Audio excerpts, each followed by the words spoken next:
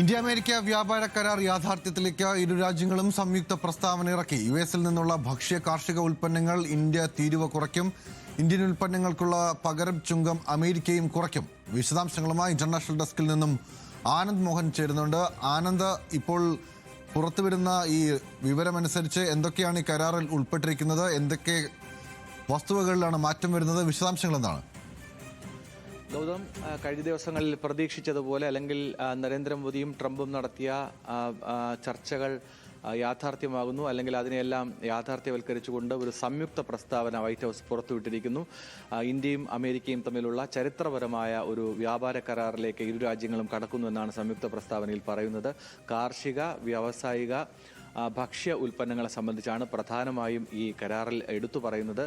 ഇതിൽ India American ഉൽപ്പന്നങ്ങൾക്ക് അധിക തീരുവ ഒഴിവാക്കുകയോ നികുതി പൂർണ്ണമായും ഒഴിവാക്കുകയോ ചെയ്യും. അതായത് ഒരു തുറന്ന വിപണി സാധ്യത ഇന്ത്യയിൽ അമേരിക്കൻ ഉൽപ്പന്നങ്ങൾക്കുണ്ടാകും. തിരികെ ഇന്ത്യയുടെയും $50,000 അധികമുള്ള ഉൽപ്പന്നങ്ങൾക്ക് തുറന്ന വിപണി അമേരിക്കയും ഒരുക്കും. അധിക ചുങ്കം ഇന്ത്യക്ക് ഒഴിവാക്കി കൊടുക്കും. അതുപോലെ റഷ്യൻ എണ്ണയെ സംബന്ധിച്ച് നമുക്ക് കൃത്യമായി പറയാൻ കഴിയില്ലെങ്കിലും 25% തീരുവ റഷ്യൻ എണ്ണ വാങ്ങുന്നതിൽ അമേരിക്ക ഏർപ്പെടുത്തിയിട്ടുള്ളത് ഒഴിവാക്കും എന്നൊരു സൂചന കൂടി ഇപ്പോഴത്തെ സംയുക്ത പ്രസ്താവനയിൽ വന്നിരിക്കുന്നു. ഏതായാലും ഒരു വിശാലമായ പല മേഖലകളിലും, ഇപ്പോൾ വിമാനങ്ങൾ വാങ്ങുന്നതിലടക്കം സാങ്കേതിക സംവിധാനങ്ങൾ കൈകാര്യം ചെയ്യുന്നതിലടക്കമുള്ള അമേരിക്കയുമായി ടെക്നോളജി പരമായി ഇടപെടാനുള്ള സാധ്യതകളിലൊക്കെ ഇന്ത്യക്ക് മേലുള്ള തീരുവകൾ അല്ലെങ്കിൽ അധിക നികുതി ഭാരം ഒഴിവാക്കിക്കൊണ്ടുള്ള ഒരു നിർണായകമായ ഇടപെടലായിരിക്കും ഇതെന്നാണ് വൈറ്റ് ഹൗസ് പുറത്തിറക്കിയ പ്രസ്താവനയിൽ പറയുന്നത്. പീയൂഷ് ഗോയലിനെ പ്രത്യേകം ഈ സംയുക്ത പ്രസ്താവനയിൽ അഭിനന്ദിക്കുന്നുണ്ട്.